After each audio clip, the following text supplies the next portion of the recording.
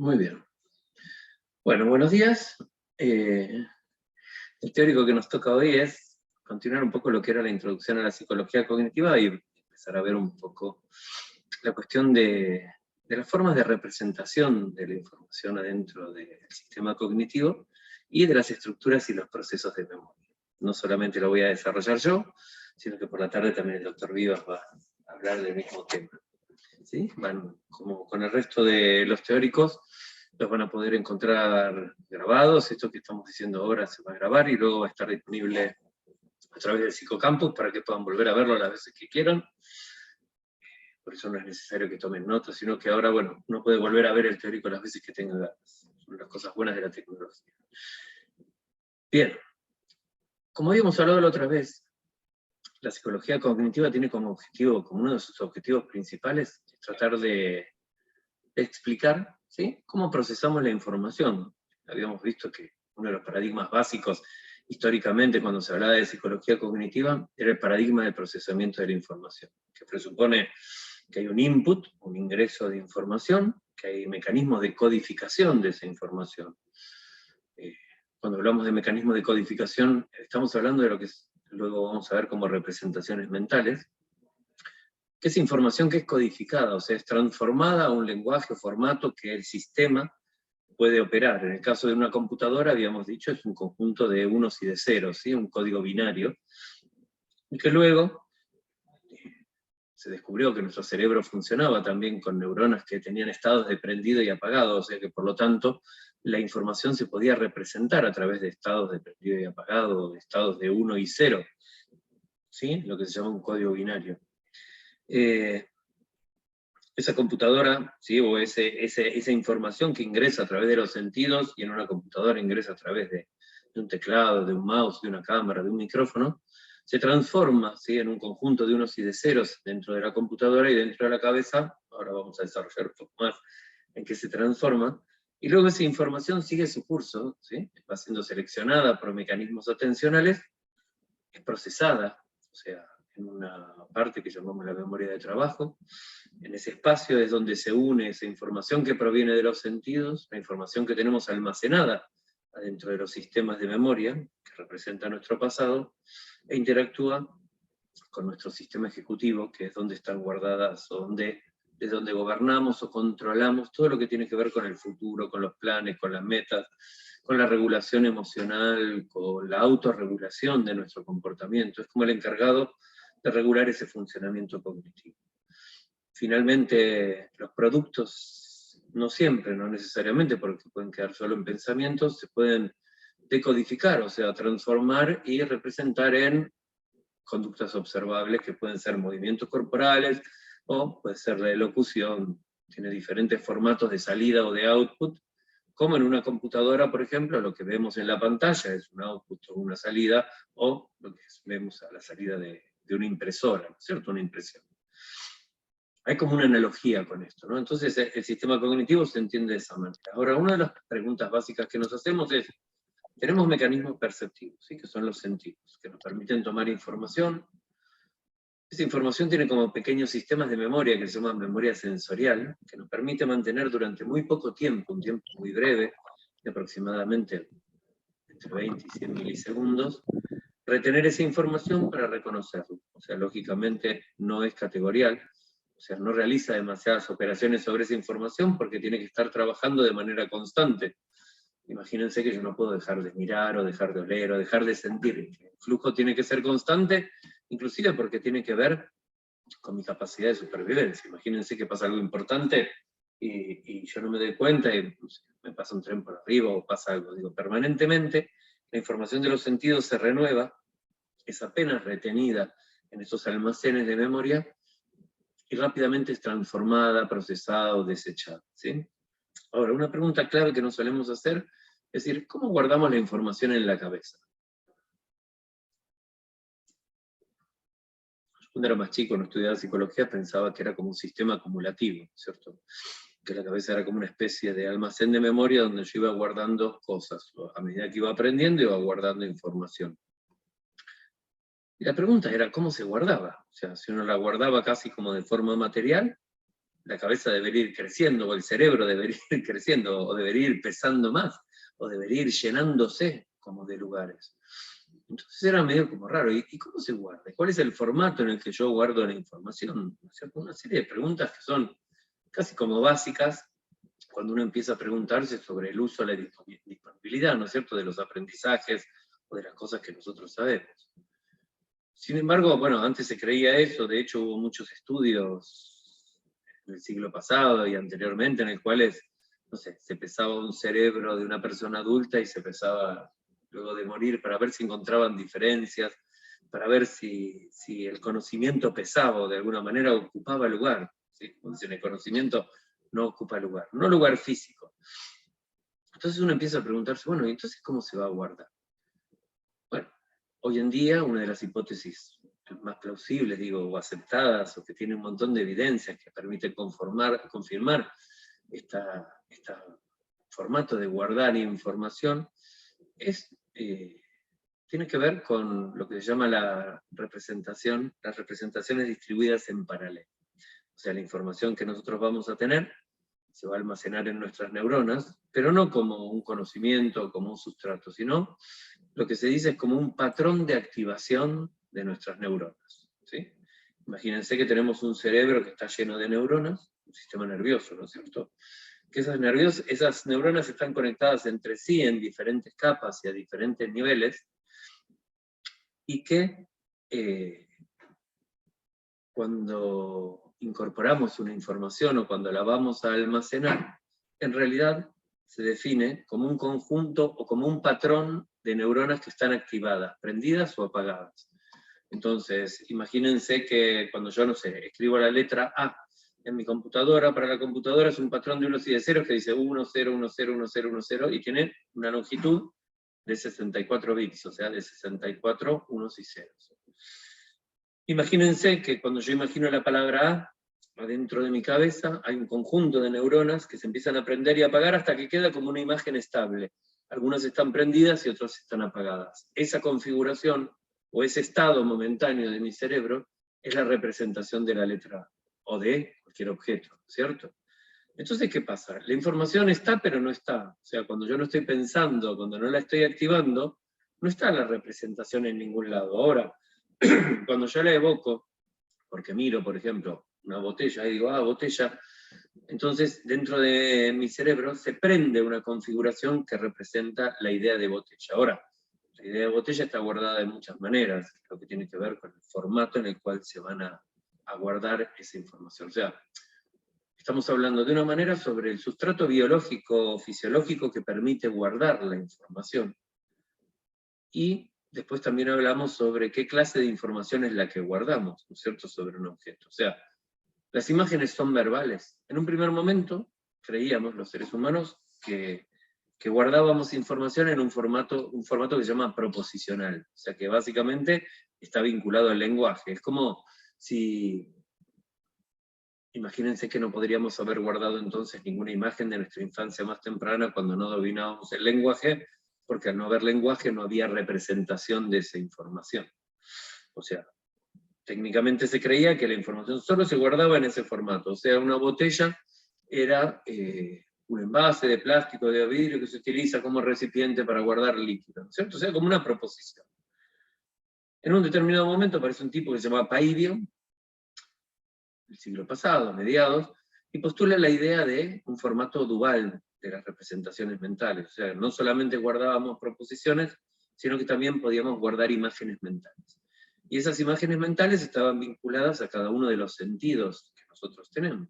O sea, son imágenes sensoriales, imágenes visuales, imágenes auditivas, imágenes ápticas, que son las que tienen que ver con el tacto, imágenes olfativas, ¿sí? Un formato para cada uno de esas representaciones. Yo el otro día, de risa, hablaba de las milanesas. Entonces cuando uno habla de milanesas, claro, si yo cierro los ojos tengo un montón de representaciones de milanesa. O sea, tengo una representación proposicional donde yo puedo decir, una milanesa es un pedazo de, no necesariamente carne, ahora hablamos de que hay milanesas de calabaza o de berenjena, digo, es como alguna especie de producto alimenticio que viene recubierto en huevo y pan, y que puede ser cocido al horno o frito, ¿sí?, para comer. para alimentarse. Esa es una representación proposicional, que puede variar, y que yo tengo guardada, de alguna manera, adentro de mi cerebro, y que configura un conjunto de nodos o de luces prendidas o apagadas. Ahora después vamos a, no se preocupen tanto por lo de la representación distribuida, ahora lo vamos a ver, y más adelante vamos a tener un teórico específico para esto. En principio solamente para que empiecen a tener esa idea de que la información se guarda de esta manera en el cerebro. Ahora, tengo esta representación proposicional, pero también tengo un montón de imágenes o de representaciones mentales de milanesas, que son visuales, por ejemplo. O sea, yo me puedo acordar, si una vez me comí una milanesa en Buenos Aires que era enorme y gigante, y si cierro los ojos y la evoco, puedo recordarla, o sea, puedo traerla. Para evocarla, mi cerebro va a activar un patrón diferente, que va a tener relaciones con el de la representación mental proposicional de milanesa. ¿Sí? O sea, hay muchas luces que van a estar en común, o cuando estas se activan, las otras se preactivan. Y también voy a tener, no sé, yo estoy llegando a mi casa y aspiro y siento, uy, hay milanesas, porque sentí que había olor a milanesa, porque hubo una imagen representacional, ¿sí? Una imagen olfativa, que de alguna manera me hacía evocar eso mismo y se vinculaba a las otras formas de representación. ¿Sí? O sea, hay muchas maneras o diferentes maneras de guardar la información adentro de nuestro sistema de memoria o de representarla mentalmente. Ahora, eso que nosotros hablamos y decimos una imagen de milanesa o olor a milanesa en el cerebro está representado como un patrón de activación, se llama, de una red neuronal. Imagínense que en una red neuronal, ¿tienen una idea de lo que es una red neuronal? ¿Lo vieron en neuro? ¿Mm? ¿Sí? ¿Hablaron de redes neuronales? ¿Y hablaron de esto, de los formatos representacionales de los sentidos? ¿No? ¿Sí? A ver, hágame con la cabeza las que tienen la cámara prendida. ¿Sí? ¿No? ¿Sí? ¿No? ¿En neuro no? Bien. Red neuronal. Sí, ahí, Aileen. ¿Sí? Levantás la mano. Perdón, yo no soy de psicología. Bien. Sí. Así que eso no. Así no que no viste nada, neuro y no tenés la más pálida idea. Bien. Claro. Así que Una vamos por explicación. todo. Muy bien. Está Gracias. bien. No, por favor. Recordamos entonces que, bueno, tenemos un cerebro y que tenemos neuronas, ¿cierto? Y que las neuronas, ¿sí? Tienen axones, ¿sí? Que se conectan entre sí, dendritas, digo, tienen partes, están todas conectadas entre sí. No solo que es una neurona tiene dos axones, sino que tiene múltiples, digamos, axones y dendritas, o sea, que puede estar conectada en muchos niveles y con muchas otras neuronas. A su vez, se establecen como en capas, digo, hay como diferentes capas que tienen que ver con la superficie, y a su vez se localizan en parte del cerebro. Voy a desactivarte el sonido y en paz. Porque eso suena bien. Entonces, esas neuronas reciben impulsos eléctricos, esos impulsos eléctricos se transforman, ¿sí?, en liberación de sustancias químicas que se llaman neurotransmisores, que a su vez propagan el estímulo eléctrico hacia otra neurona. Todas esas neuronas están unidas entre sí. Entonces, dentro de una red neuronal, a las neuronas, o el equivalente a las neuronas dentro de una red neuronal, las llamamos nodos, ¿no es cierto? Y esos nodos están como vinculados entre sí. Entonces, una cuestión interesante que se ha abierto es que una neurona puede estar prendida o apagada, pero para estar prendida o apagada necesita un monto o una cantidad particular de energía. Vamos a pensarlo en estos términos. O sea, imaginemos que en una escala de 0 a 100 que podría haber de energía, solo se va a prender cuando tenga más de 50. O sea, por ahí tiene 30 y sigue apagada. Pero tiene 30, ¿qué quiere decir? Que está preactivada, que le falta muy poquito para prenderse, lo cual va a representar una ventaja, como vamos a ver ahora un poco más adelante. Entonces, cuando una neurona se activa por algún motivo, a su vez irradia parte de esa activación a las neuronas con las que está conectada, ¿no es cierto?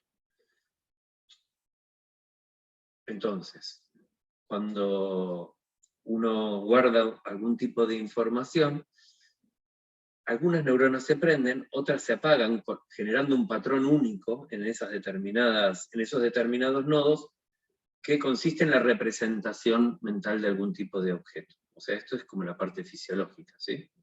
Entonces decimos, claro, entonces la información está, pero no está en ningún lado. O sea, Las neuronas, una misma neurona puede servir como parte de diferentes patrones de representación.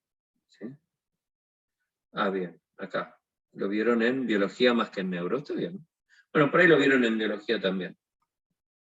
Es solo como por ahí, como decía, bueno, Aylin Durruti es de otra carrera, entonces repasamos un poco y lo vemos un poco para arriba, como para que tenga una, y ustedes también refrescan un poco las ideas, ¿cierto? Entonces es recordar eso, es decir, entonces la información no está guardada en ningún lado, sino que está potencialmente almacenada, que cuando la necesitamos o cuando la evocamos, se prende una representación que en algún momento fue aprendida, o sea, tiene que haber un proceso de aprendizaje para que se pueda guardar. Entonces, respondemos esa pregunta y decimos el conocimiento no ocupa lugar, sino que representa diferentes patrones de activación, ¿sí?, de nuestras redes neuronales en un momento particular y determinado. Ahora, ¿oyeron hablar alguna vez de priming o efecto de primacía? ¿Sí? También. Ana me dice que sí. ¿Querés decirme qué es, Ana? Dale. No sé si voy a decir una definición que No esté importa, bien, podés decir lo que pero quieras. Vamos. tengo entendido que es como cuando hay, por ejemplo, una percepción que no es consciente, entonces eso facilita después otro tipo de percepción. Por ejemplo, en el práctico la profe nos contaba de un experimento en el que se sometía a unos sujetos a un estímulo que duraba una cantidad de milisegundos, entonces el sujeto no se daba cuenta de que en realidad se había presentado ese estímulo, y después cuando se presentaba otro estímulo de más duración, el sujeto, por ejemplo, podía leer mejor una palabra por el previo, o sea, por el estímulo previo, digamos. No sé si está bien. Eso es un efecto de facilitación, ¿no es cierto? Que a veces como la traducción de ese priming. Sí, sí, está muy bien. A ver. Un chiste aquí en una sala cubierta de bibliotecas con medio cartel del saber no ocupa lugar. Sí.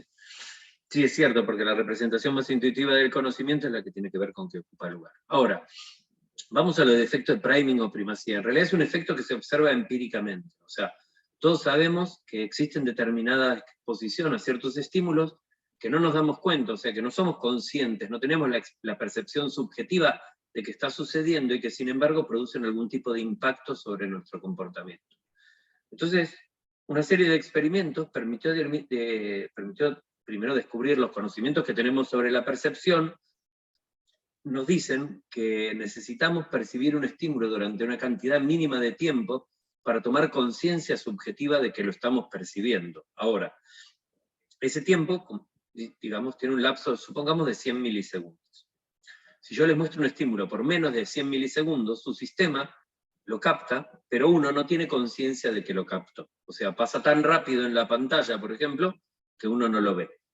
En lo que decía Ana, por ejemplo, un ejemplo concreto que a veces resulta fácil para aprender, es como decir, imagínense que yo tengo una pantalla totalmente en negro y que les digo, bueno, vamos a hacer una tarea. Esta tarea tiene que ver con describir o discriminar si los estímulos o las secuencias de letras que yo les voy a poner adelante de la pantalla son palabras o no son palabras. Si son palabras, apretan esta tecla, si no son palabras, apretan esta tecla. Es lo único que ustedes tienen que hacer. Entonces, yo les muestro una cruz roja. Y esa cruz roja la muestro por un periodo de tiempo tan pequeño que ustedes no son conscientes de que la vieron. Si yo les digo, che, ¿vieron algo en la pantalla? No, no vi nada, sigue negra, no vimos nada. Bueno, bárbaro. Y ahora les pongo una tarea de reconocer palabras. Y esa lista está equilibrada, o sea, las palabras tienen la misma frecuencia, la misma extensión, la misma familiaridad, porque yo ya hice experimentos y ya tengo una tablita que me dice, mira, la mayoría de la gente tarda tantos milisegundos en reconocer que esto es una palabra o que esto no. ¿Qué pasa? Cuando yo ponía palabras, por ejemplo, ponía la palabra y la gente ponía que no y tardaba tantos milisegundos. Ahora yo ponía la palabra perro y la gente tardaba en, esto es una palabra. Ahora, si yo ponía la palabra doctor en vez de perro, el tiempo que transcurría en reconocerla era mucho menos que el que para perro.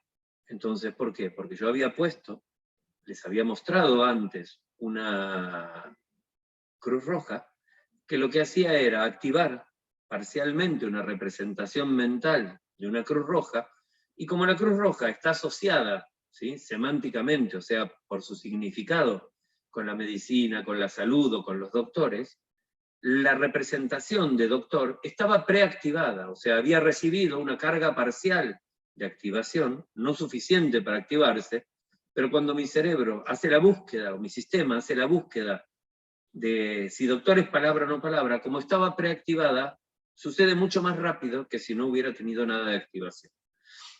Entonces, de esa manera, demostramos empíricamente que la presentación de determinados estímulos preactiva o facilita el reconocimiento de determinados estímulos. Y eso es lo que se llama el priming. Puede ser con estímulos que son presentados por un tiempo tan breve que no alcanzamos a tomar conciencia que los vimos, o puede ser también con estímulos enmascarados. Por ejemplo, yo pongo una palabra y arriba, ¿vieron cuando quieren instalar una app o una cosa así, que les aparece a veces un captcha, que les muestra como números, todo medio como borrosos, para que un sistema artificial no lo pueda detectar automáticamente? O sea, se llaman estímulos enmascarados, están borrosos o le faltan pedazos. Nosotros, como sistemas, nuestro sistema es capaz de completar esa información que falta. Sin embargo, para una computadora o para un sistema artificial, es muy difícil poder predecir qué hay solo a partir de algunos elementos.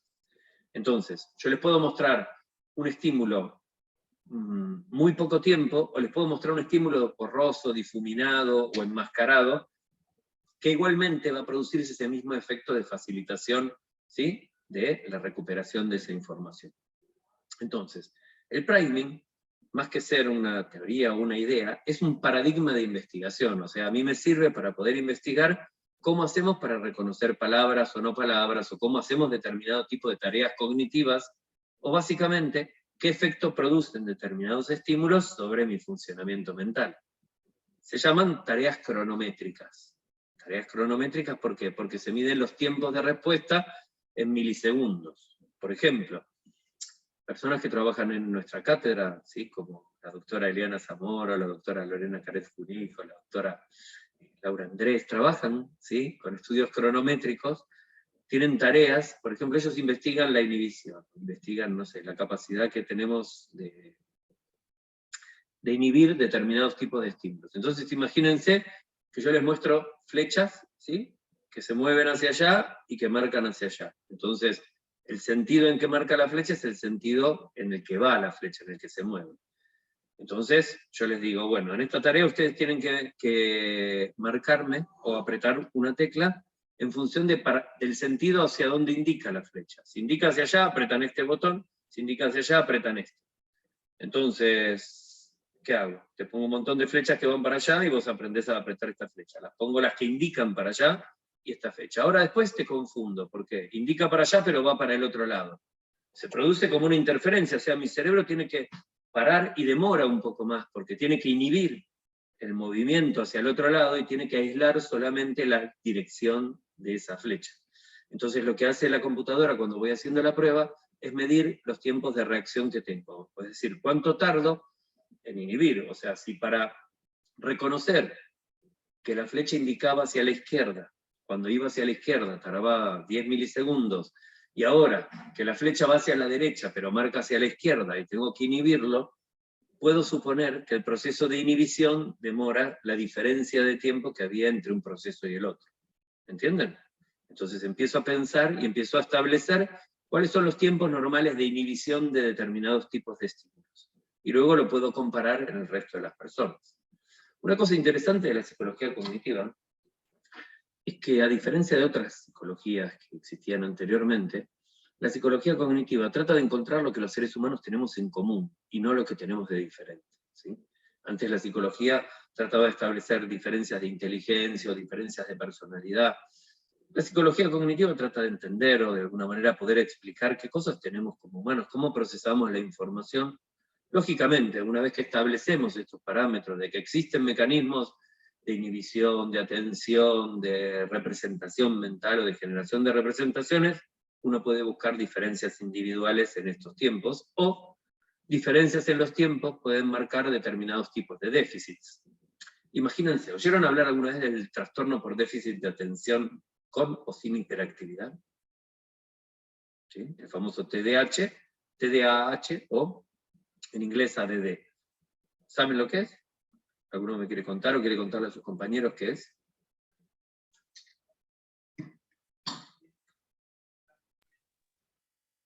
Dale, Pablo. Bueno, es un trastorno que se da sobre todo o se encuentra tempranamente en niños, no es que después no siga existiendo, pero por ahí hay más posibilidades de estabilización, en donde hay una relativa incapacidad de mantener la atención sobre un estímulo, vamos a decir, sobre una tarea, durante el tiempo que la mayoría puede mantener, ¿no? Entonces esta persona que tiene el TDAH, trastorno de déficit atencional, bueno, no logra mantenerse y tiene por ahí se mueve movimientos corporales, no logra mantenerse en una tarea, por ejemplo, Zoom, ¿no? Podría ser que en un momento ya no puede seguir el ritmo, las palabras, la atención sobre lo que se está diciendo, y necesita, no sé, levantarse o pierde la atención y mira para otro lado y de repente se desconecta también en cuanto a lo atencional. En fin, lo expliqué un poquito a lo gaucho. No, está muy bien. Digo, claramente es un trastorno que tiene su aparición en la infancia generalmente y que sigue. Digo, las personas adultas, yo creo que tengo hasta un poco de ADD, ¿no es cierto? Ahora, se lo llamaba trastorno por déficit de atención, básicamente, porque parecía que una persona no podía prestar atención, como decía Pablo recién. En general son chicos, es un trastorno que se define básicamente por un patrón de observables, no teóricamente. ¿Por qué? Porque con el tiempo, luego de investigarlo, descubrimos, por ejemplo, que los chicos tienen trastorno por déficit de atención, por ahí son incapaces de quedarse en esta clase durante 10 minutos, pero sí son capaces de pasarse 6 horas jugando a la Play. Entonces, tienen, parece que, determinados tipos de atenciones selectivas. Quiere decir que parece que no es un trastorno de la atención, sino que parecería que puede ser más complejo. Hoy en día, en realidad, se lo piensa como un trastorno disejecutivo, o sea, parecería que hay muchas funciones ejecutivas que tienen un déficit o una disfunción y que provocan eso, ¿cierto? Entonces, un chico que tiene un trastorno por déficit de atención, sí tiene dificultad a veces para sostener la atención y la concentración. También tiene dificultades para esperar su turno, tiene como muchísima ansiedad, le cuesta poder esperar cualquier cosa. Son chicos que tienen dificultades con la organización, o sea, nunca saben dónde tienen cada cosa. Generalmente su mochila parece una bolsa de basura, es una porquería, todas las hojas están sueltas, nada está en una carpeta, todo está abollado, pierden todas las cosas, le faltan todas las cosas. Digo, tienen muchas dificultades en la planificación, en la organización, en los procesos de toma de decisiones. ¿Sí? Entonces, un trastorno por déficit de atención implica un déficit, ¿sí? Básicamente de un proceso que se llama inhibición. O sea, cuando uno dice, che, pero ¿por qué yo no puedo concentrarme, no puedo prestar atención? Y uno dice, bueno, hay un problema en la atención. Sí, buenísimo. Es como medio redundante. Ahora, ¿en qué consiste ese problema en la atención? Y pensamos que la atención es como un espacio, vamos a darle como una especie de forma redonda en mi caso, me gusta ponerla, donde podemos procesar una cantidad limitada de información. ¿Oyeron hablar alguna vez del mágico número 7 de Miller? O sea, que dice que podemos procesar entre 7 más menos 2 unidades de información. Entonces, ¿qué quiere decir? Que no podemos procesar todo. O sea, nuestra capacidad, nuestra conciencia, nuestra capacidad de procesamiento controlado de información es limitado. Entonces, como es limitado, tenemos mecanismos de inhibición. ¿Qué inhiben? Inhiben otros estímulos que vienen del exterior. O sea, imagínense que mientras yo hablo con ustedes, afuera hay ruido, hay gente trabajando del otro lado de la puerta, pero cuando yo hablo con ustedes es como que no los escucho, ¿sí? Salvo que sea algo muy fuerte, donde me doy vuelta y miro, ¿sí? Pero rápidamente vuelvo. O sea, hay un mecanismo que permite inhibir estímulos externos mientras yo estoy procesando determinado tipo de información. Entonces, si este proceso de inhibición falla un poco, obviamente que me distraigo todo el tiempo porque no puedo inhibir esos estímulos externos que vienen. También hay otros mecanismos que tienen que ver con, que se llaman de inhibición, pero que tienen que ver como de borrado, es como decir, yo necesito poder sacar información que estoy procesando acá adentro para que entre otra nueva. Entonces cuando tengo dificultades de eso, me quedo en comportamientos que se llaman comportamientos perseverantes, siempre, no puedo salir de algo, no puedo pensar en algo nuevo, me quedo pensando siempre como en lo que pasó atrás. O sea, también pueden ser, perdón, sí. discúlpame, que también pueden ser estímulos internos como pensamientos, ideas propias, ¿no? O cosas que, así como yo hace un ratito comenté el chiste de Quino, cosas que me vienen a la mente mientras algo está sucediendo y me distraen, ¿no? Sin ser un ruido de afuera. También hay que inhibir eso en determinado punto. Es Lo que una pasa pregunta, es que ¿no? es más difícil, claro, los propios pensamientos. Imagínense en cuadros que son psicopatológicos, donde uno decimos, bueno, por ejemplo, un TOC, un trastorno obsesivo compulsivo. Decimos, una persona que tiene un TOC tiene pensamientos automáticos. De hecho, todos ustedes tienen pensamientos automáticos. O sea, todos en algún momento aparece como una voz, que no es una voz, porque no tiene voz. Digo, uno te dice, che, pero ¿es femenina o masculina? ¿Suena aguda o suena grave? No lo sé, no sé, yo diría que es como una voz. O sea, hay algo en mi cabeza que me está diciendo, vos no podés, o no te va a dar bola, no le hables, no, vos sos feo, sos un perdedor, no te metas con ella. Y pienso esto. No sé por qué lo pienso, es un pensamiento automático, o sea, yo no lo invoco, aparece en mi cabeza como solo, y a su vez interviene en todos mis procesos de pensamiento. Voy a dar un examen, estoy estudiando para el examen, estamos en un grupo, y estoy pensando, y de golpe mientras estoy estudiando digo, uy, no, me voy re mal, yo no sé nada, no llego con el tiempo. No quiero pensar en esto, vamos a concentrarnos, tengo que estudiar porque no voy a llegar al examen, no voy a poder estudiar, vamos, tranquilo, bueno, no, y el pensamiento aparece, no, te va a ir mal, te va a ir mal, como siempre te va a ir mal, sos un perdedor, a vos siempre te va mal, vas a ver que no sabes nada. Digo, ¿cómo hago para inhibir esto? Entonces, lo que decía Pablo es súper interesante porque forma parte de procesos terapéuticos, ¿no es cierto? Donde uno trata de encontrar de alguna manera herramientas que te ayuden a poder inhibir estos pensamientos automáticos. Estos pensamientos automáticos tienen una determinada frecuencia y una determinada intensidad. Entonces, hay determinadas patologías que se caracterizan porque estos pensamientos automáticos son tan frecuentes y tan fuertes que prácticamente interfieren con todo tu comportamiento. Entonces, también dependen de la inhibición. ¿Sí, Romina? Hola, buen día. ¿Eso Buen día. sería el efecto rumiación? No, rumiaciones cuando yo tengo solo una idea y no puedo cambiarla y permanentemente se actualiza.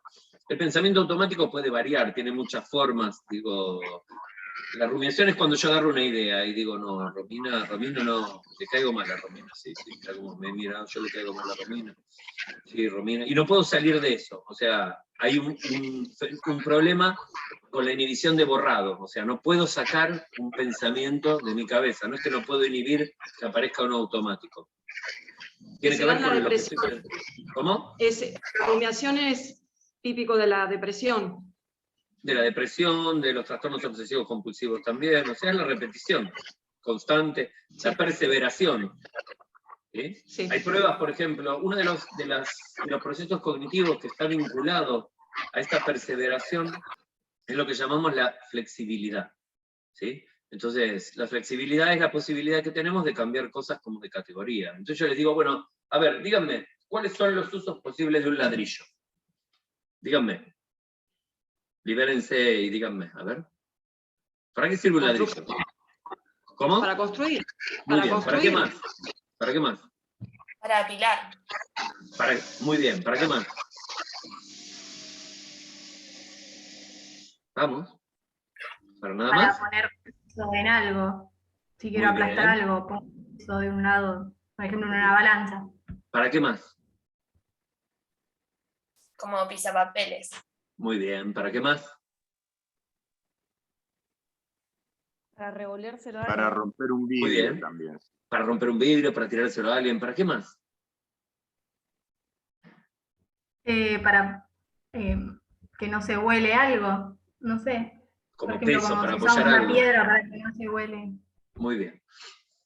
Esto es como una prueba clásica de creatividad. Tiene que ver con la flexibilidad, que es la capacidad donde nosotros tenemos un montón de respuestas, como por ejemplo nosotros podemos decir, ¿para qué sirve un ladrillo? Y sirve para construir una casa, para construir una cucha, para construir una mesa, para construir una parrilla, pero siempre es para construir. O sea, tengo muchas respuestas, pero de solo una categoría, por lo tanto no soy muy flexible. Ahora cuando yo digo, sirve para levantar la cama, sirve para apoyar con los libros, sirve para calentar la cama cuando lo pongo en el horno, sirve para tirarle a alguien que no me gusta, sirve para molerlo y ponerlo dentro de los chorizos colorados. tengo un montón de respuestas y de categorías diferentes que muestran que mi cabeza es más flexible, o sea, no es rígida. Generalmente, cuando uno tiene solo una categoría, se llama fijeza funcional. Cuando digo, ¿para qué sirve un martillo? Para martillar. Y uno ya no puede pensar en ninguna otra cosa que no sea martillar, se llama fijeza funcional. Tiene que ver un poco con esta idea, como con lo de la rumiación. O sea, empezamos a darnos cuenta y a entender que todas estas cosas comportamentales que tenemos tienen una explicación por detrás. Y hay una explicación que la psicología da, que tiene que ver con el estudio de estos procesos mentales, ¿sí? Básicamente flexibilidad, fluidez, inhibición, todo esto que estamos diciendo son funciones ejecutivas. O sea, son procesos psicológicos que recién se empiezan a investigar a partir del año 2000. O sea, imagínense que, no sé, hace 22 años no existía, o sea, el término se acuña alrededor del año 2000, lo acuña Luria, ¿sí? No sé si oyeron hablar alguna vez, eso lo deben haber visto en otro lado, pero es renuevo, digo, antes no se investigaba. Yo hice mi tesis de maestría en el año 94 y la hice sobre creatividad, y cuando investigaba creatividad hablaba de flexibilidad, fluidez, pero eran de creatividad. No había nada que se pensara como procesamiento ejecutivo. Hoy sabemos mucho más de todos estos procesos y podemos de alguna manera predecir y explicar, porque tenemos ciertos comportamientos casi como patológicos, como hablábamos recién. O sea, hablábamos de trastorno de déficit de atención, como el déficit en el funcionamiento de alguno de estos procesos. O sea, todos estos procesos cognitivos, tanto los que tienen que ver con el pasado, que son los almacenes de memoria, los que tienen que ver con el presente, que son la percepción, la atención, los sentidos, ¿sí? Y los que tienen que ver con el futuro y con el desempeño, que son los de funcionamiento ejecutivo, todos ellos, un déficit en cualquiera de ellos puede producir disfuncionalidad en la adaptación a cualquier medio. Entonces, lógicamente cuando encontramos una persona que tiene dificultades para aprender, una de las cosas que hacemos es evaluar y analizar su funcionamiento cognitivo. O sea, si alguien tiene problemas perceptivos, por ejemplo, si alguien escucha mal, no escucha al maestro, no entra información, no se puede procesar, no aprende. Si alguien ve mal porque no tiene los anteojos, no ve. Y al no ver, no hay información o no entra correctamente. O sea, hay como deprivación sensorial. Si yo tengo un problema de codificación, o sea, tengo dificultades para establecer imágenes o representaciones mentales, la información se va a guardar de mala manera. Si yo tengo problemas con la atención, que en el punto donde arrancamos esta línea de la que estábamos hablando, donde fuimos a parar con el ADD, es, si tengo problemas atencionales, voy a tener problemas para prestar atención o concentrarme en un determinado estímulo, entonces como no lo proceso activamente, no se almacena de manera correcta, y por lo tanto después no se puede recuperar, por lo tanto interfiere claramente con el aprendizaje. Entonces uno dice, ¿qué? ¿Los chicos que tienen ADD no pueden aprender? Y ADD no es ni blanco ni negro, es una gradualidad. Algunos tienen un déficit pequeño, otros tenemos un déficit más grande. Entonces, ¿qué se hace? Se adapta la información y uno dice, bueno, no le des una consigna compleja, por ejemplo. No le digas, mira, ahora agarrás esta botella, salís por la puerta, ponés tal código, vas al baño, el baño queda 3 cuadras para allá y 2 a la izquierda, abrís la canilla de agua tibia, cargás agua tibia, me la traes. A una persona con ADD le dije esto y lo único que se acuerda es por dónde salgo o cuál es el código de la puerta. Todo lo demás lo perdió. ¿Por qué? Porque su memoria de corto plazo, en un trastorno por déficit de atención, también se encuentra deficitaria. O sea, no puede manejar información. ¿Vieron? La memoria de corto plazo, ¿saben cómo se evalúa? ¿No? La memoria de corto plazo o la memoria operativa es esa que dicen que tiene 7 más menos elementos. Entonces uno dice, bueno, te digo una secuencia de números y vos me la tenés que repetir. 1, 3, 5. 1, 3, 5. Te repito 3, 4, 5, 6, 7, que es lo que se llama una prueba de spam de memoria. Ahora, que vos seas capaz de recordar esos elementos no necesariamente refleja la habilidad de la memoria de trabajo, sino que la memoria de trabajo no tiene que ver solamente con recordar, sino también tiene que ver con procesar a la vez. Entonces, mientras recordás esos elementos, te voy preguntando una secuencia de letras. Entonces ahí yo sí veo qué capacidad tiene tu memoria de trabajo de sostener la información y a su vez realizar operaciones. Entonces, imagínense que un déficit ahí es crítico. O sea, una persona que tiene un trastorno por ADD, uno le dice, yo le voy a decir, a ver, le voy a hacer una cosa, es como un desafío. Vamos a hacer, a ver, ¿cuánto es 73 menos 18? Ya.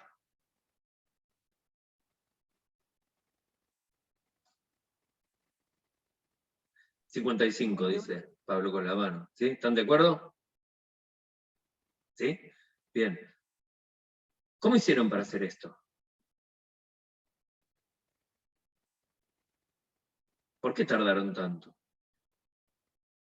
Si yo les digo, ¿cuánto es 78 menos 55? ¿Es más fácil o es más difícil? Sí.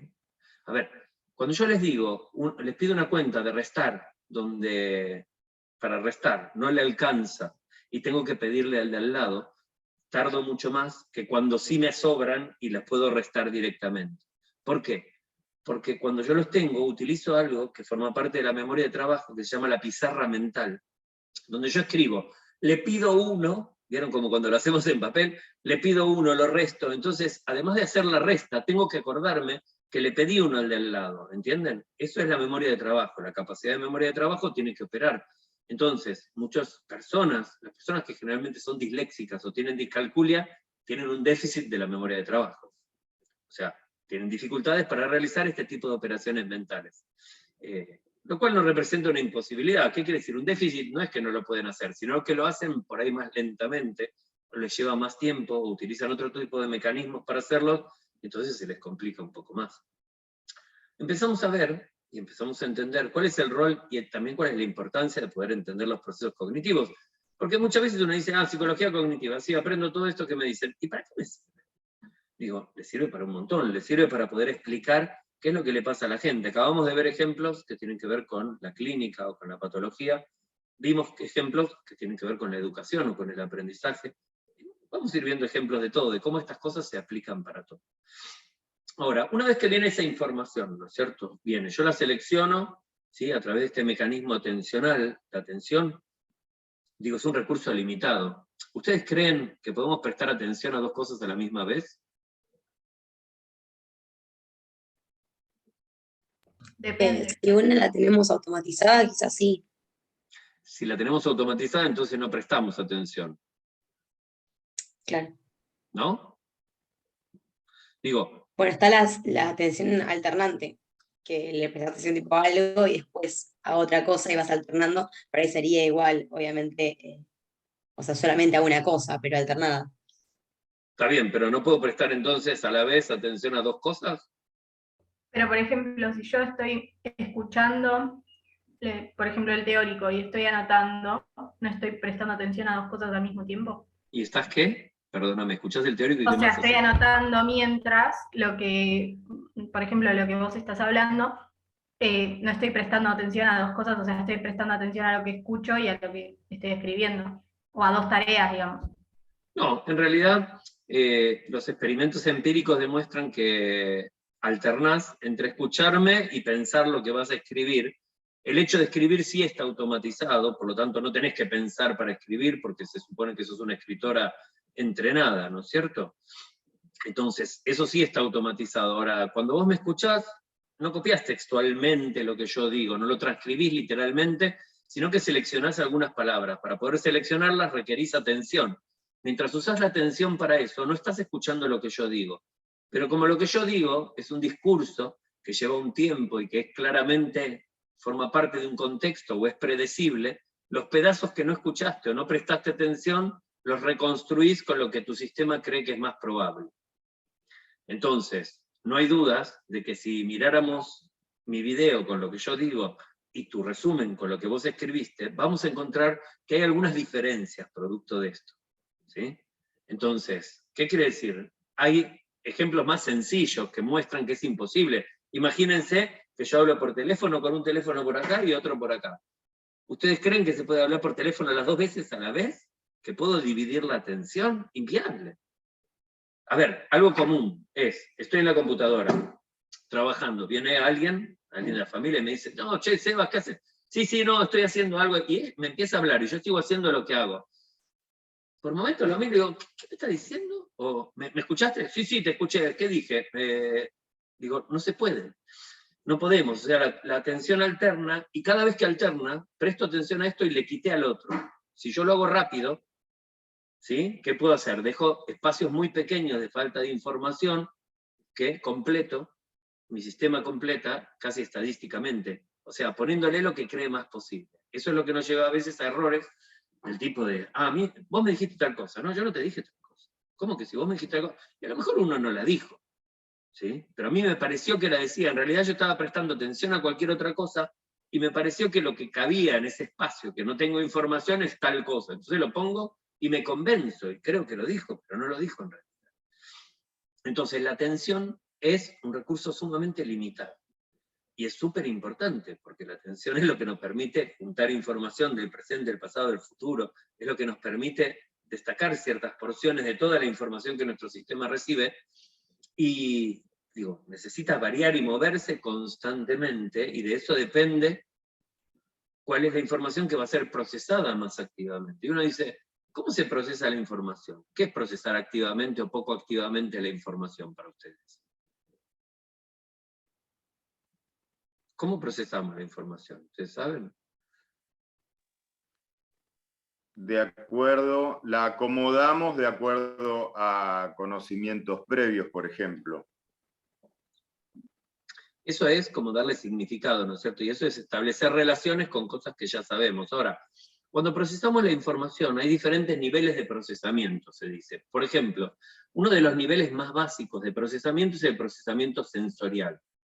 Entonces, cuando yo proceso un determinado sonido, yo lo proceso y lo primero que puedo decir es una palabra, es lenguaje humano o es otra cosa diferente. Digo, sencillamente es como muy básico, ¿sí? Después puedo hacer lo que se llama un procesamiento fonológico, ¿sí? Entonces cuando yo digo un procesamiento fonológico, la palabra milanesa va a estar asociada con la palabra pieza y con la palabra rareza, porque todas suenan parecido, porque las procesé fonológicamente, ¿sí? Luego hay una codificación más profunda, por ejemplo, que es la codificación semántica. Cuando yo codifico la información semánticamente, extraigo su significado, y ahí sí establezco relaciones con cosas que conozco y que son parecidas o diferentes. Imagínense cuando ustedes aprenden de memoria. Todos han asistido a la escuela y creo que todos han recitado la oración a la bandera. Creo que ya lo usé en otro teórico, este ejemplo, pero siempre es bueno. Que dice bandera de la patria celeste y blanca, símbolo de la lealtad de la no sé qué, y uno la repite como loco.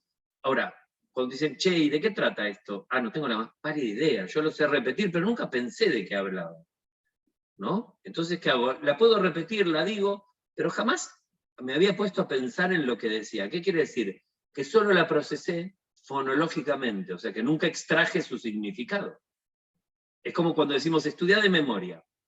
Yo, de cuando era chico, me acuerdo de las etapas del periodo terciario, que usaba una regla mnemotécnica que decía Cahors y Descartes, que era carbonífero, ordovícico, devónico, silúrico, ¿sí? Ahora pregúntenme qué era cada uno y no tengo ni la más pálida idea, solo sé repetirlos.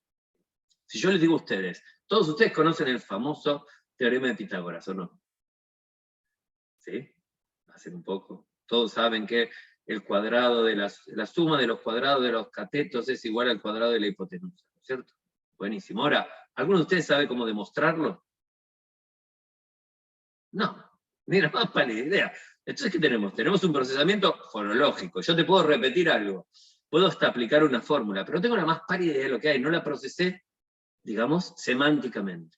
Es como cuando alguien dice, che, vamos a estudiar de memoria. No, no estudies de memoria, o es bueno estudiar. ¿Es bueno o es malo estudiar de memoria? ¿Usted qué cree? ¿Creen algo o no? Ustedes estudian, son estudiantes. Y para mí no tiene tanta significación estudiar de memoria como estudiar, no sé, siento que no es tan consciente. Muy bien. Como que no Sí. significas tanto estudiando de memoria porque es como una repetición. En cambio, si lo parafraseas, si lo pones con tus palabras, si lo entendés de otra manera, es diferente el tipo de procesamiento. Muy bien. Implicaría casi como uno de procesamiento fonológico y otro de procesamiento, ¿sí? Entonces, el procesamiento fonológico se utiliza para ciertas tareas, ¿sí? O aprender. Primero, lo que vamos a decir y que quede claro es, no hay posibilidad de aprender sin memoria. O sea, siempre que aprendemos es de memoria, porque hay memoria. Lo que hacemos es utilizar estrategias diferentes de codificación de la información para almacenarla. Entonces, yo puedo almacenar información fonológicamente, o puedo almacenarla semánticamente o combinada, ¿sí? Hay como muchas maneras diferentes. Cuando yo aprendo de memoria, estrictamente de memoria, y me memorizo, por ejemplo, a ver, ¿cuánto es 7 por 8? ¿Lo saben? 56. Uno dice rápido, 56. Me puse a pensar conté 7 veces 8 u 8 veces 7, no. Lo sabía de memoria. ¿Cómo lo codifiqué? Lo codifiqué, es fonológico. ¿Sí? 7 por 8 es 56, suena así. O a veces me equivoco, cuando uno dice, bueno, 7 por 8 es una de las más difíciles. Es la que todo el mundo se equivoca generalmente. Si yo digo otra, alguien dice 42. No, pero no era 42. No. Y empieza a hacer la cuenta y se da cuenta que no, sabía que no, pero había un recuerdo mal establecido porque solo estaba codificado fonológicamente. Entonces la codificación o la forma en la cual yo voy a almacenar la información en la memoria también es determinante de cómo la voy a recuperar. ¿Sí? Estamos hablando de estructuras y funcionamiento de memoria, ¿cierto? Y de todo el funcionamiento cognitivo. Yo voy salteando y tratando de ponerles ejemplos para que ustedes lo puedan entender. Hay una prueba clásica que se utiliza para evaluar la memoria, originariamente es el test de Boston.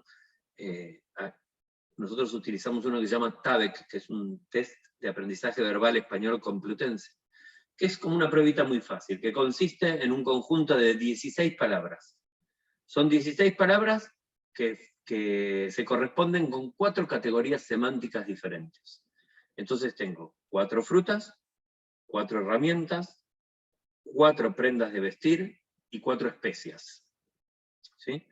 Entonces, yo se las leo a una persona y le digo, mira, te voy a leer una lista de palabras, no le digo cuántas son, que vamos a anotar para hacer la compra de mañana. Y quiero que vos te las acuerdes, ¿sí? Cuando yo termine de leértelas, quiero que vos me repitas todas las que vos te acordás. Entonces yo te empiezo a leer, ¿sí? Y te empiezo a decir Camper, martillo, taladro, laurel, y te digo la lista de las 16 palabras y te digo, bueno, decímelas. Y ahí anoto todas las que vos te acordás. Y veo cuántas te acordaste la primera vez. Y además, veo en qué orden, después de ver en qué orden está. Te la vuelvo a leer y te digo, che, te voy a volver a leer esa lista, vamos a volver a aprenderla. Entonces, te la leo de nuevo y vos me la volvés a decir, me tenés que decir todos los que te acuerdes, ¿sí? No importa el orden, no importa si me los dijiste antes, y lo anoto. Y esto lo hago 5 veces.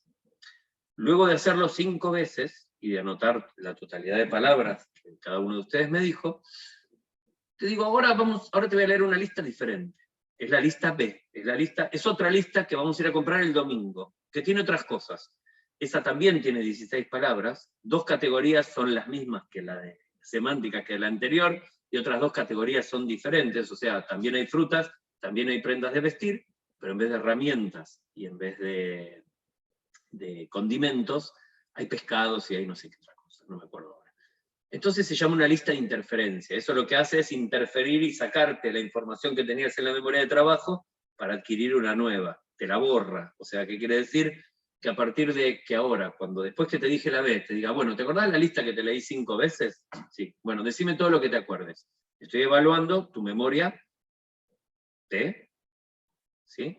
Se llama reconocimiento de corto plazo, porque es enseguida.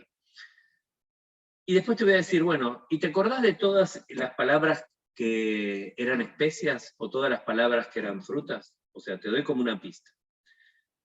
Después de eso, dejo pasar como 20 minutos, hago alguna otra tarea, y después de esos 20 minutos te vuelvo a decir, che, ¿te acordás de esas palabras que te leí 5 veces? ¿Cuáles eran?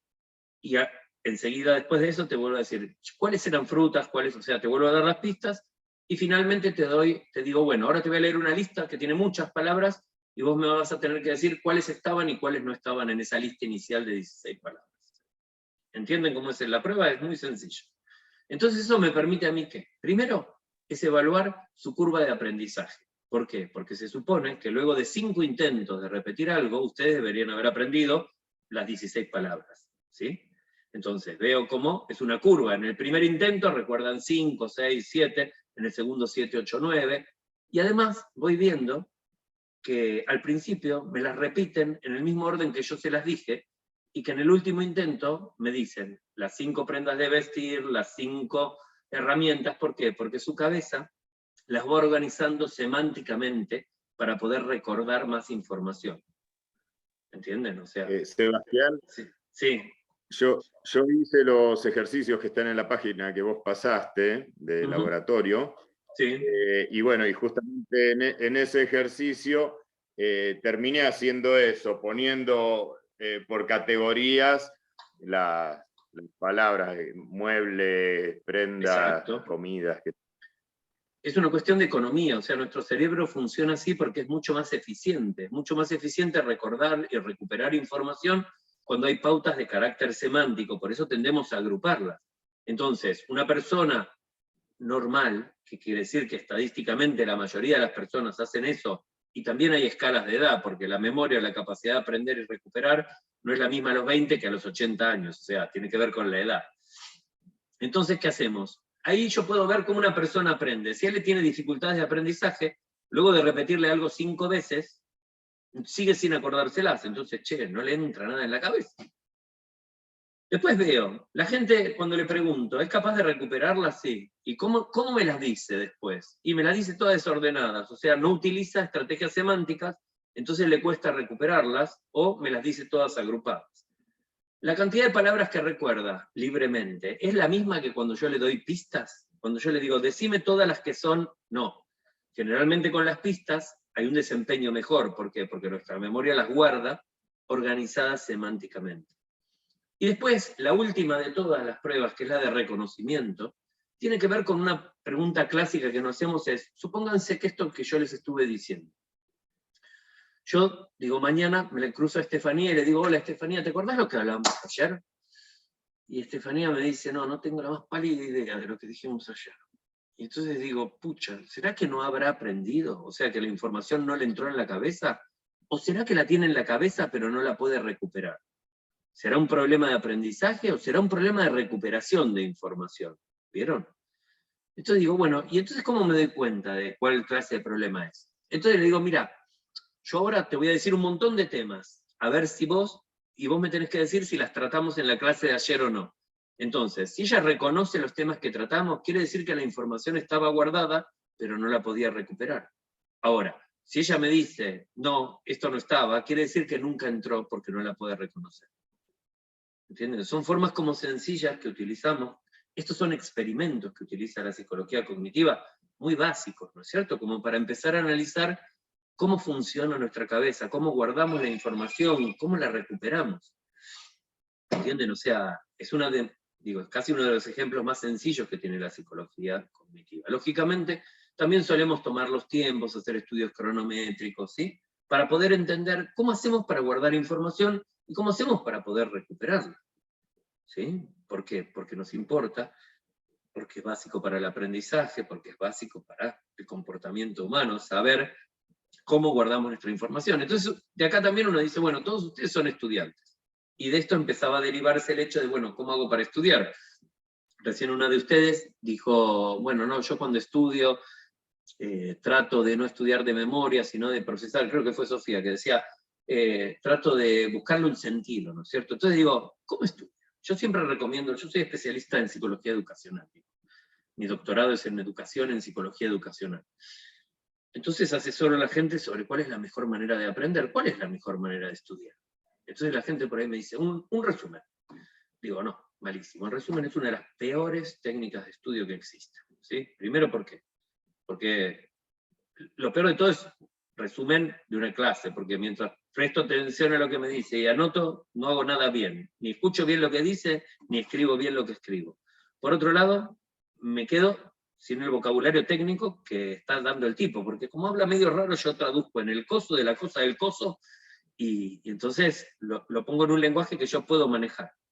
Entonces imagínense que después me pongo a estudiar ese resumen, que es una porquería, porque no es lo que el tipo dijo, y tampoco tiene términos técnicos que me permitan, y además, si hay algo equivocado, nunca me voy a dar cuenta que está equivocado, y solo aprendí eso reforzando el error. Y además me costó muchísimo tiempo. Y además, no sé qué es lo que me hace creer que tengo una habilidad terrible para poder captar lo que el tipo dice e ir escribiéndolo ya con el sentido que tiene. Entonces es mucho mejor, no toco ni un lápiz, le presto atención, lo grabo. Esto de los videos es buenísimo. ¿Por qué? Porque si yo no entendí, Voy a ver qué decía este tipo en tal momento para ver si es lo que yo pienso o no, es mucho mejor que un apunte. No necesito tomar nota. Existe un prejuicio que supone que si yo anoto, se guarda mejor en la memoria. Ahora después lo vamos a ver. Pero no es como muy válido. Otra opción es, leo un texto. Agarro el texto, por ejemplo, de Kuhn, de las revoluciones científicas, y empiezo a ver paradigmas. Entonces lo voy leyendo la primera vez y tengo un resaltador en la mano y voy subrayando. Y subrayo, subrayo. Cuando termino me di cuenta que subrayé un montón de cosas. Digo, la miércoles, todo esto es importante. Ahora voy a escribir todo lo que subrayé. No, sería una pérdida de tiempo como muy loca. Digo, y además, digo, ¿cuáles son las ideas? Y subrayé, voy transcribiendo lo que subrayé. Ahora, no todas son las ideas principales. No tengo demasiado claro qué fue lo que fui subrayando. Una vez que subrayé, y vuelvo a leer ese texto, por un proceso perceptivo, solo leo lo subrayado. O sea, mi sistema se fija solo en lo subrayado. Lo que no está subrayado lo saltea. ¿Qué quiere decir? Que no lo que yo no subrayé al principio, o no consideré importante al principio, nunca más lo voy a volver a leer. ¿Entienden? Entonces ya me equivoqué en la primera lectura. Creer que uno sabe o pudo detectar la idea principal de un texto, además complejo, es errada. Entonces, ¿qué quiere decir? Subrayar tampoco está bueno. Y menos después decir, bueno, ahora me hago un resumen de lo subrayado. Termino estudiando cosas que son equivocadas y además me lleva mucho tiempo. Entonces yo digo siempre, para mí el mejor sistema es la superidea. Entonces, ¿qué agarro? Agarro un texto, el texto, el apunte que tengo o el libro, leo el primer párrafo. Cuando termino de leer el primer párrafo me pregunto, ¿de qué habla este párrafo? ¿Qué dice? Una vez que digo, acá está dando la definición de revolución científica. Entonces, al lado escribo Rev Cient, ¿no es cierto? Revolución científica. Entonces, tardo más, pero cuando termino de leer el texto me aseguré de que comprendí o extraje el significado de cada uno de los párrafos. ¿Por qué? Porque para poder resumirlo en 2 palabras tuve que extraer el significado. Inclusive después, cuando estoy en el examen y me digo, revolución científica, me acuerdo hasta qué lugar del texto estaba. Y además, cuando vuelvo a repasar, vuelvo a leer lo que el tipo escribió, o sea, vuelvo a leer el lenguaje técnico en el que estaba expresado, vuelvo a leer la idea y poder darme cuenta si hay algún tipo de error. Entonces, ni lo duden, la extracción de significado es el mejor de los procedimientos o de las estrategias para poder estudiar. Lógicamente, cosas donde hay significado. Si uno me dice, tengo que aprender química inorgánica o, no sé, o matemática o física, ¿no? que uno estudia de otra manera, que uno estudia, sí, hay ciertas cosas que uno tiene que memorizar. Memorizar no siempre es malo, memorizar a veces es bueno. La pregunta es, ¿qué sentido tiene que un profesor me pregunte de memoria las etapas del estado, de la etapa terciaria del cuaternario? No tiene ningún sentido. O sea, ¿por qué tenemos que aprender a veces cosas que no tiene sentido aprender? Es como cuando uno dice, bueno, lo que ustedes están aprendiendo ahora, ¿les va a servir para ser psicólogo? Psicólogo es eso. Claro que les va, sí, por lo menos háganme así con la cabeza, no me hagan sentir un inútil de que les enseño cosas que no sirven. Díganme, sí, profe, sí, esto es re importante, y yo me siento bien. Me dan un poco de Lo que estimulación. hablábamos nosotros con la profe de práctico es que en realidad, o sea, obviamente que nos sirve porque trabajamos en la clínica directamente con las representaciones mentales del paciente. Ya arrancando desde eso, sí nos sirve. Sí, eso sí alguien va a hacer clínica, ¿no es cierto? O sea, presuponemos que alguien tiene representaciones mentales, y entonces, ¿cómo le miramos las representaciones mentales a la gente? No las miramos directamente. ¿Y cómo las conocemos entonces? Y por ejemplo, las ideas que tiene sobre el mundo, cómo nos cuenta, por ejemplo, cómo se posiciona ante diferentes eventos. ¿Vos sabés lo que yo pienso? No. ¿Podés saber lo que yo pienso?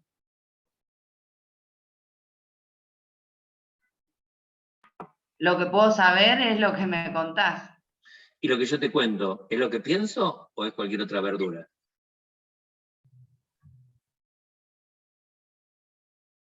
No sabemos. No podemos estar nunca seguros. No hay manera de poder determinar que lo que alguien dice o que una ejecución representa de una manera directa lo que hay atrás.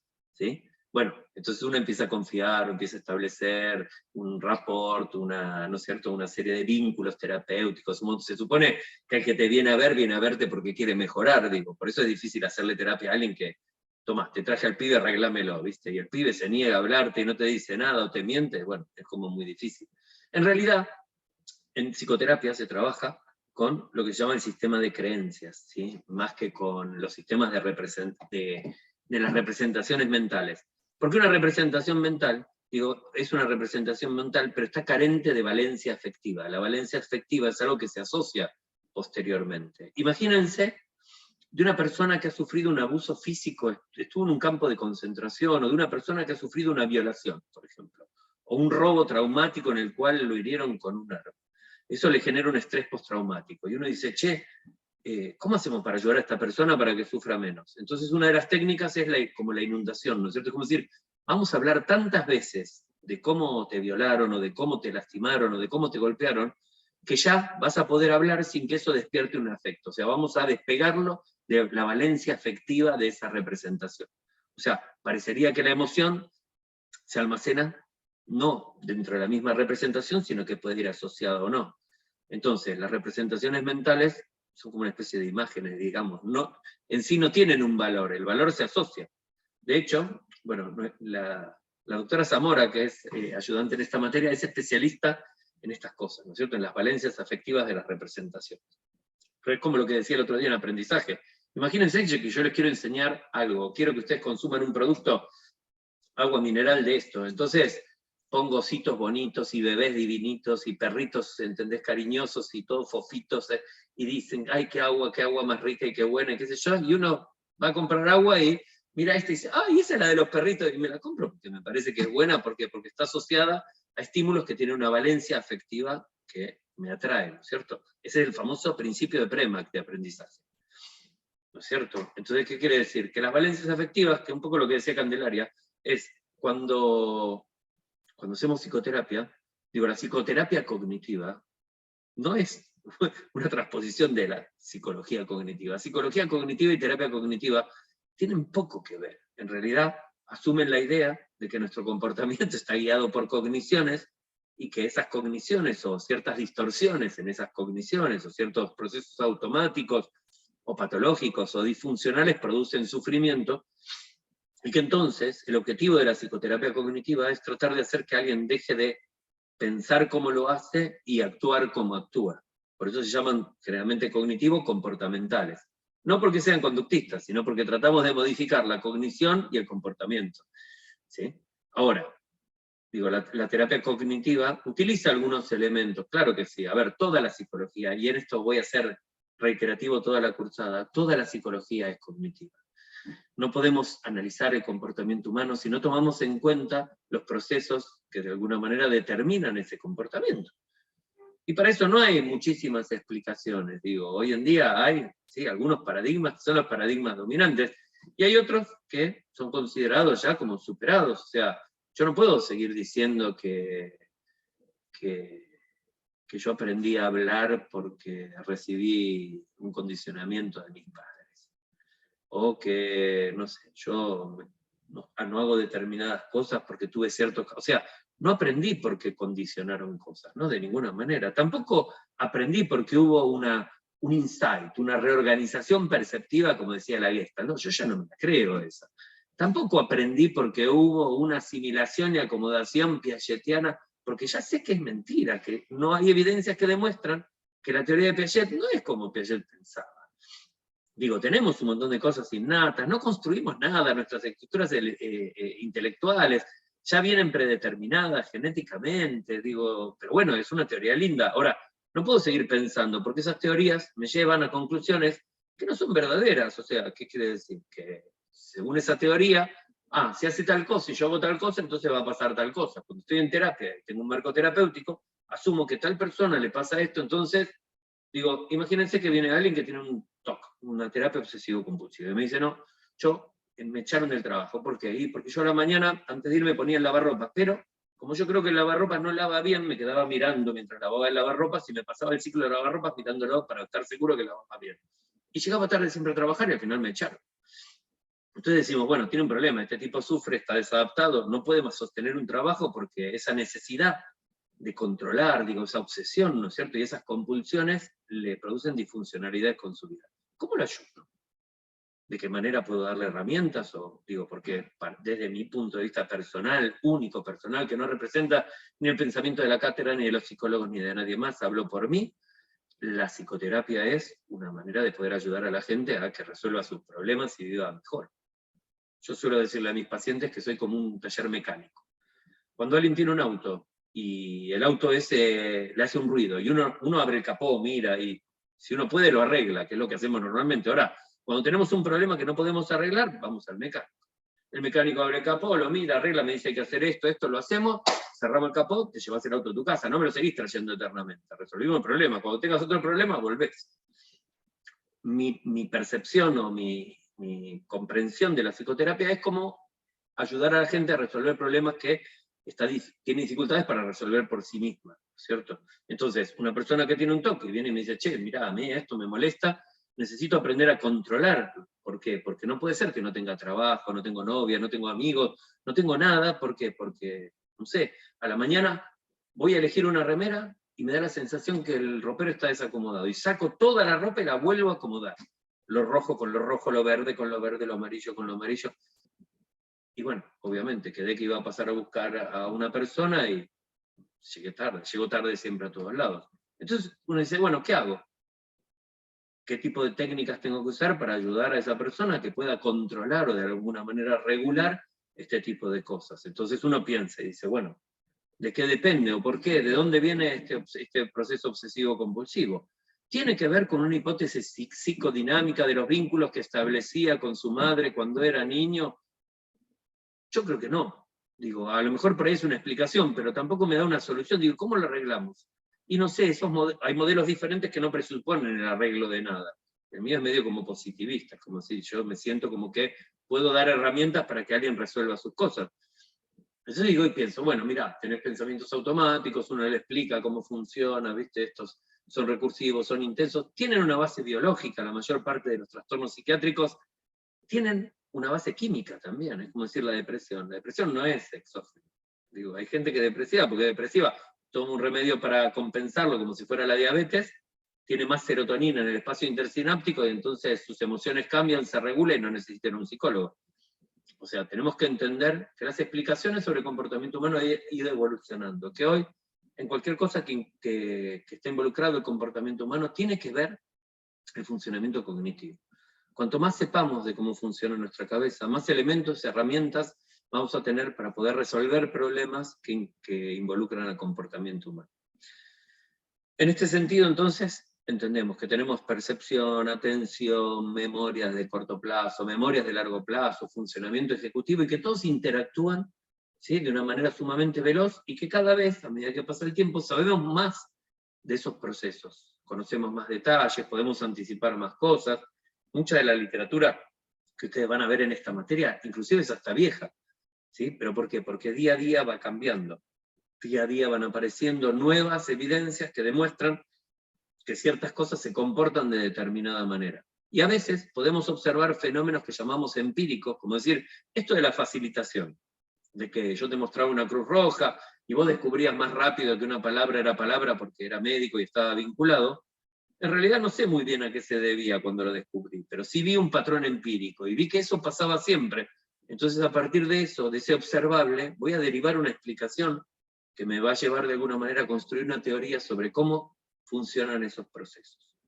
La psicología cognitiva es esto, no es algo diferente. O sea, tiene que ver con explicar de alguna manera, o con brindar explicaciones para situaciones que observamos que suceden, y que de alguna manera nos permiten comprender y entender mejor por qué pasan determinadas cosas.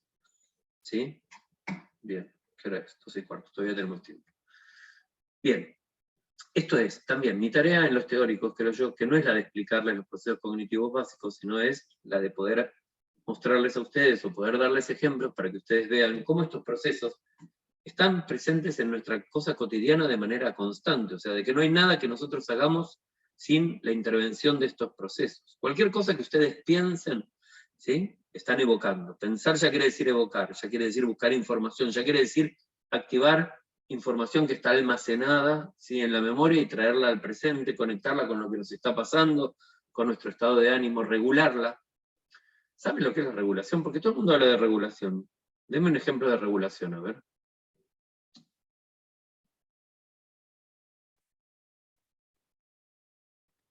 Vamos, Ana, que tenés ganas. En el texto de funciones ejecutivas habla un poco de regulación, por ejemplo, de las emociones. Sí. Y hay un ejemplo bastante claro que es el del jefe. El que dice, si mi jefe me trata mal o me insulta, como que por ahí mi primera respuesta o las ganas que tengo es de insultarlo de nuevo, digamos. Pero en realidad, a partir de como un procesamiento de eso, o sea, o de lo que podría pasar si hago eso, como que termino regulando mi conducta para, por ejemplo, no perder el trabajo, porque sé que tiene que ver con objetivos futuros, como por ejemplo, no sé, mantener una familia. Y entonces, ¿regulación qué es? Como ajustar, o sea, no sé, estoy como medio... Sí, sí, dale.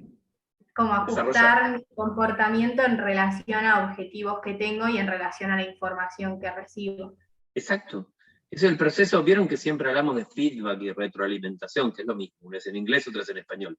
Digo, hablamos de esto, o sea, el proceso de regulación, que es una idea súper interesante que sí la propone Piaget, o sea, él propone que no somos organismos autorregulados, que constantemente estamos observando las consecuencias de nuestros actos y el mundo, y a partir de eso vamos modificando nuestro comportamiento.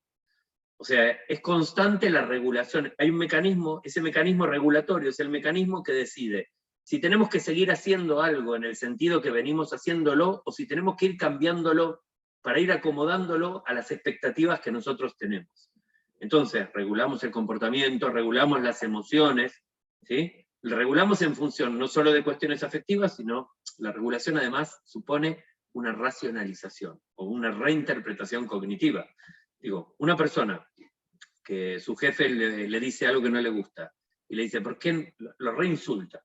Digo, no reguló nada, no hubo regulación, fue impulsivo, o sea, directamente no hubo un procesamiento controlado de esas emociones, sino que las emociones se explotaron, no hubo, uno dice, está desregulado.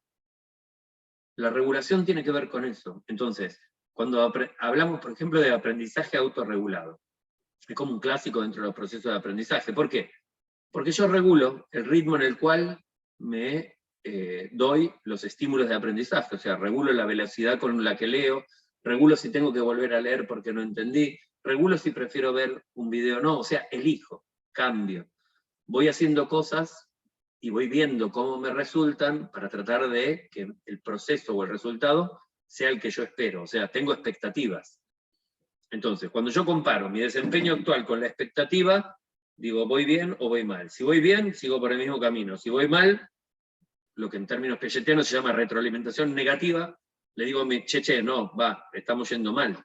Imagínense que vamos en bici, y vamos y tenemos que ir para la derecha, y vamos pedaleando para adelante. Entonces voy viendo que voy para adelante, digo, no, algo está mal, che, ¿qué pasa? Necesito cambiar. Si sigo haciendo más de lo mismo, me voy para cualquier otro lado. Entonces regulo, meto un cambio en la dirección, ¿entienden? Y esto es constante, inmediato. Entonces, los mecanismos de regulación son críticos para el comportamiento.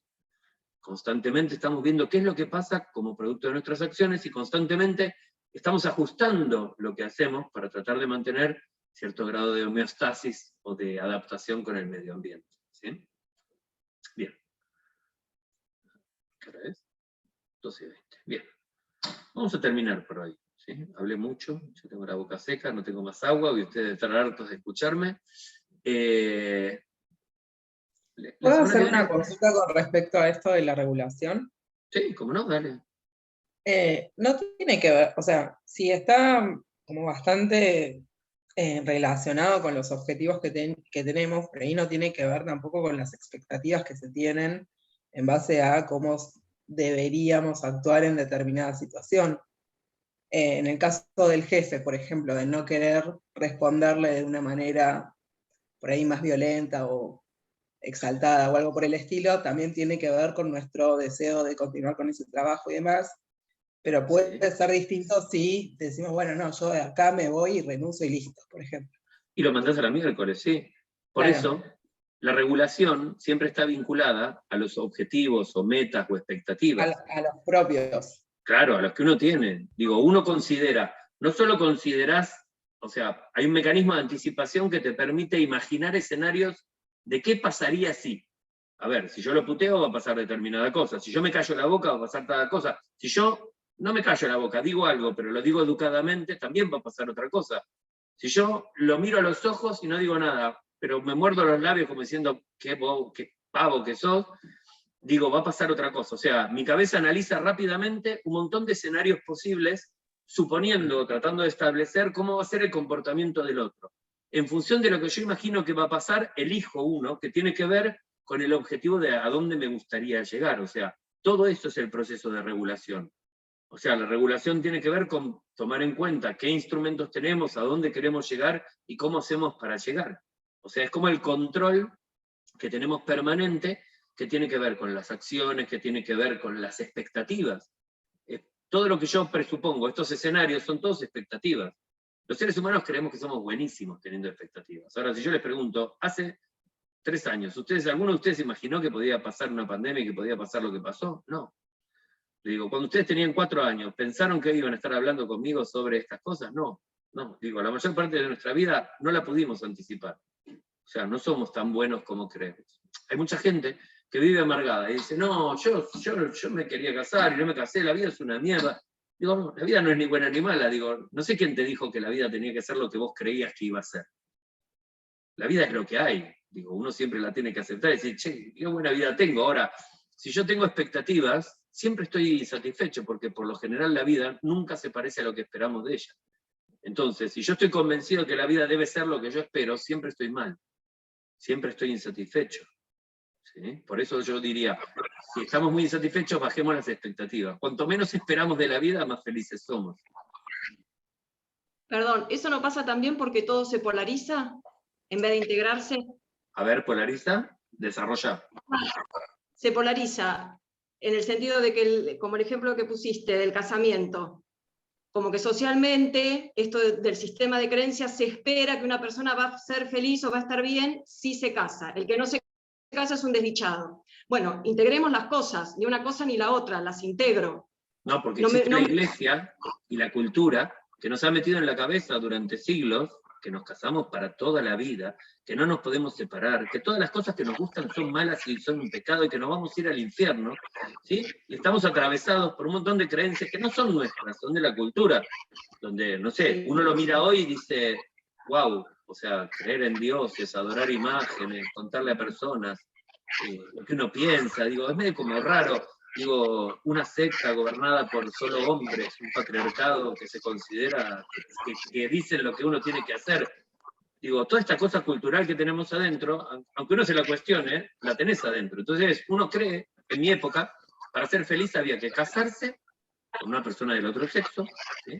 Había que tener 2 hijos, había que comprarse un chalet, tener un auto, plantar un árbol y escribir un libro, y uno iba a ser feliz. Lamento decirles que no es cierto, no es la fórmula de la felicidad, que no necesariamente lleva a la felicidad y que hay muchas maneras de conseguir la felicidad, de que todas las expectativas son todas construcciones, que no depende de dónde vienen. Muchos tienden a creer que esas expectativas vienen dadas por deidades, por Dios, por Jesús, por Mahoma, por Alá, por Allan Kardec, no sé. Hay miles de explicaciones sobre cómo tenemos que comportarnos, sobre cómo va a ser la vida, y además todos nos dicen qué es lo que va a pasar cuando nos muramos. No sé, es como decir, bueno, son todas creencias, y las creencias son todas solo presunciones, anticipaciones o cosas que creemos que podrían pasar gracias a nuestro pensamiento hipotético deductivo. Ahora, que eso sea verdad, hay una instancia violenta, o sea, la mayor parte de las cosas que creemos no son como creemos, porque si no la vida sería reaburrida, yo ya sabría todo lo que me va a pasar. Entonces, si ustedes se ponen a analizar estadísticamente su capacidad de predicción, se van a dar cuenta que son unos crotos, que nada sale como uno espera. Como decía Tuzam, todo puede fallar, ¿sí? Siempre en un detalle, entonces la vida siempre es diferente. Bueno. ¿Otro comentario? Me voy por las nubes, por las ramas. ¿No? Bien.